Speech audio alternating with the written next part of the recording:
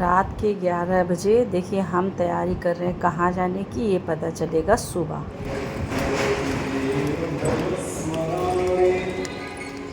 सब जा रहे गंगा जी नहाने, सारे लोग बोलो गंगा मैया की जय।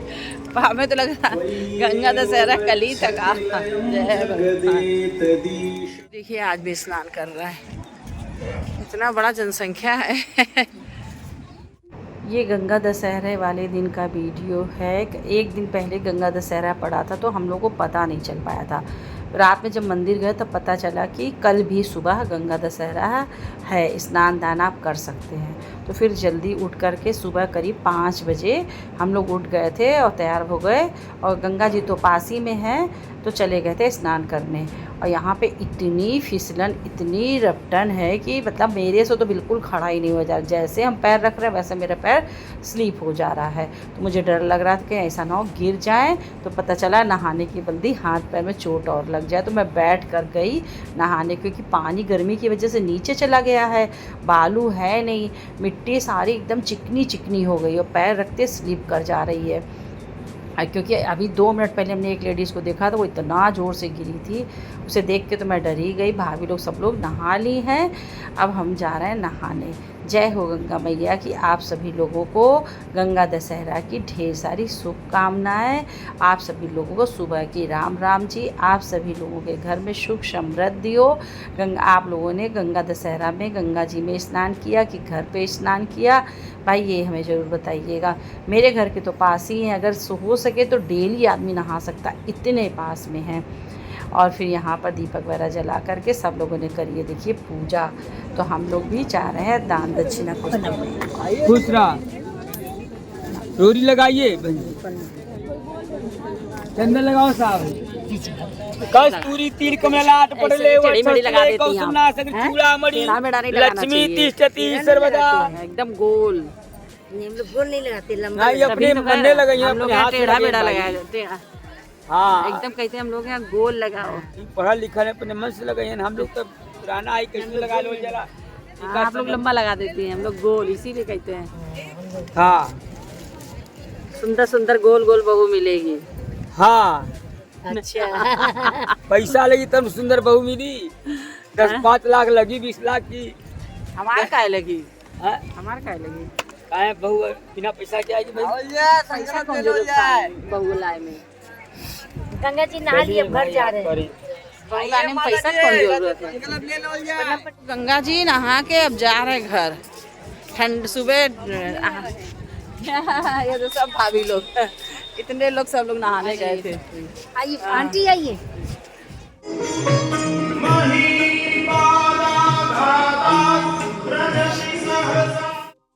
घर के पास जो मंदिर है, यानी जो फ्लैट में मंदिर है, वहाँ भी चली गई थी। हमने कहा ऊपर जाएंगे फिर आएंगे, उससे अच्छा मंदिर से गंगा जी से ही जल ले आई थी। थोड़ा सा चावल है तो कर लेते हैं भगवान की पूजा।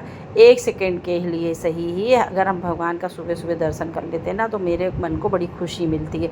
और जिस दिन नहीं जाते हैं किसी कारणवश के, तो हमको बड़ा अजीब सा उलझन सा होता है। ऐसा लगता है चाहे 1 ही सेकेंड के लिए मैं चली जाऊं, पर मैंने सुबह नहा करके एक बार जा करके अपने प्रभु को प्रणाम करके ज़रूर से ज़रूर आ जाऊं। मुझे बहुत ज़्यादा मतलब टाइम नहीं लगता, बहुत ज़्यादा पूजा मेरे करने में मेरा मन भी नहीं लगता है। बस 1 सेकेंड का दर्शन करने का मेरा मन करता है, तो वो मैं कोशिश करती हूँ नित्य ही करने। तो उसके बाद हम लोग चले गए थे संकट मोचन दर्शन करने। नीचे से ही ये हुआ कि अब फिर ऊपर जाएंगे तो काम में फंस जाएंगे। आज मंगलवार है तो चल के कर लेते हैं दर्शन। तो चले गए थे वहाँ, दर्शन किया। तो वहाँ की भीड़ तो आपको बता ही नहीं सकते हैं कि कितनी अपरंपार भीड़ थी।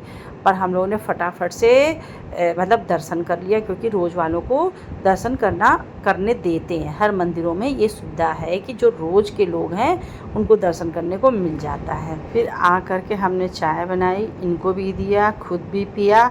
उसके बाद कपड़े चेंज किए, क्योंकि बहुत ज़्यादा गर्मी लग रही थी। कपड़े चेंज करके फिर हमने लड्डू गोपाल का स्नान कराया, उनको भी काटन के वस्त्र पहनाए। Hello, good morning. बताइए आप लोग कैसे? मैं अच्छी हूँ। सुबह उठ गई तो थोड़ी देर हमने सोचा चलिए टहल लेते हैं, क्योंकि गर्मी बहुत ज़्यादा है। एकदम सुबह उठ के टहल लीजिए तो टहल लीजिए, नहीं तो बहुत गर्मी लगती है, पूरा पसीना पसीना हो जाइए टहलते समय। यही अपने अपार्टमेंट में जगह है, उसी में पूजा भी कर चुकी। हो गई पूजा पाठ हो गई भैया, बहुत जल्दी होती है। घर की पूजा करेंगे, शनि देव का पूजा करेंगे, आज शनिवार है। अभी बहुत टाइम है, पूजा करने में भी टाइम बहुत लगेगा। साईं बाबा का मंदिर। अच्छा, साईं बाबा का मंदिर जा रहे हैं पूजा करने। प्रणाम पंडित जी। प्रणाम। फिर मिले हैं आपसे हम दूसरे दिन सुबह।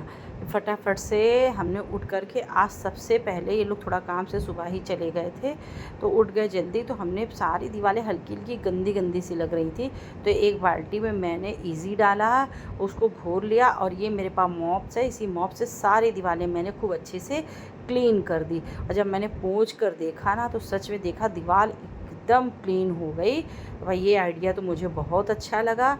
मैंने कहा चलो भाई, जब कभी वह दीवारें गंदी हुआ करेंगी तो ऐसे ही थोड़ी थोड़ी करके भी पूछ लूँगी, तो पूरा घर मेरा साफ़ हो जाया करेगा। और मतलब उसके ऊपर दीवारों पे लगी डस्ट जो पेंट को गंदा कर देती है, चमक ख़त्म हो जाती है, तो काफ़ी अच्छा हॉल लगने लगा था। ऐसा लग रहा था जैसे बिल्कुल अभी अभी पेंट कराया। पूरे मतलब इनका बेडरूम और हॉल मैंने पूरा दोनों साफ़ कर दिया। थक तो बहुत गई थी, हो गई थी पूरे पसीने पसीने, पर सच बता दे इस आइडिया से मुझे बहुत अच्छा मतलब साफ़ लगा। पहले ऐसे ही पोंछ लिया, फिर उसके बाद इसको पानी में गीला कर करके फिर उससे सुखाने वाला होता ही है, इसमें सुखा दिया, फिर उसके बाद पोंछा, एकदम क्लीन दीवार हो गई। अब मुझे लगी जोरों की भूख, तो मेरे पास रखा था भुट्टा, उसके मैंने किए 4 पीस और लगा रख दिया कुकर में नमक डाल करके। और उसके बाद हमें चलो थोड़ा ड्रेसिंग टेबल वगैरह ये सब भी साफ़ कर लेते हैं। ऊपर बेड में लगाने के लिए गद्दी के लिए ये मतलब मिल गया मुझे वॉलपेपर, और उसके बाद चिपका दिया, काफ़ी अच्छा भी लग रहा है। पर 2 पीस हमने मंगाया नहीं थे, गलती कर दी। उसके बाद 2 बार मंगा चुके हैं, पर कलर मैच नहीं कर रहा है, अलग कलर का आ रहा है, तो अच्छा नहीं लग रहा, तो बस ऊपर ही लगाया है। इसके लिए कवर मंगवा लेंगे।